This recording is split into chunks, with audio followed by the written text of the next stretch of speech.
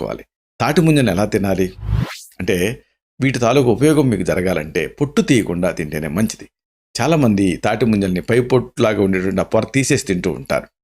కానీ ఆ పొట్టు ద్వారా కూడా మీకు అనేక రకాల పోషకాలు అందుతాయి. అనారోగ్యంతో బాధపడుతున్నప్పుడు ఈ పోషకాలు చాలా అవసరం. అలాగే ఈ పొట్టు వల్లనే శరీరానికి ఎక్కువ చలవ చేస్తుంది. కాబట్టి తాటి ముంజల్ని అమ్మో పొట్టుతో తినేస్తానేమన్నా అయిద్దేమోనన్న భయం లేకుండా హ్యాపీగా పొట్టుతో సహా తినేయండి. అది పొట్టు తిన్నప్పుడు మీకు అంత రుచిగా అనిపించకపోవచ్చు మొదట్లో.